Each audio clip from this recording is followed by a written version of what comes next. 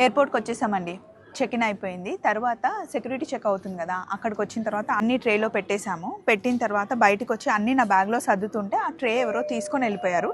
అందులో నా boarding pass వెళ్ళిపోయింది. మేము చుట్టుపక్కల మొత్తం వెతికాము, బోర్డింగ్ పాస్ ఏది ఏది అని ఎతికిన తర్వాత ఇంకా బోర్డింగ్ పాస్ దొరకదని డిసైడ్ అయిపోయి మళ్ళీ ఏం చేసామంటే, మేము ఇండిగోలో ట్రావెల్ చేస్తున్నాము. సో ఇండిగో సైట్లోకి వెళ్ళి ఇలా టికెట్ని మనం డౌన్లోడ్ చేసుకోవచ్చు అనమాట.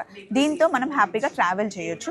ఎప్పుడైనా బోర్డింగ్ పాస్ మిస్ అయితే కనుక, ఒకవేళ ఫస్ట్ టైం ట్రావెల్ చేసేటప్పుడు పొరపాటున బోర్డింగ్ పాస్ మిస్ అయితే చాలామంది ప్యానిక్ అవుతారు, కంగారు పడతారు. అస్సలు కంగారు పడొద్దు. మీరు ఇలా టికెట్ని డౌన్లోడ్ చేసుకొని హ్యాపీగా ట్రావెల్ చేయొచ్చు. దీంతో అయినా వెళ్ళొచ్చు. లేదా ఇంటర్నేషనల్ ట్రావెల్ చేసేటప్పుడు మీరు మళ్ళీ కౌంటర్కి వెళ్తే టికెట్ మనకి ఇస్తారు, బోర్డింగ్ పాస్ మళ్ళీ ఇస్తారు.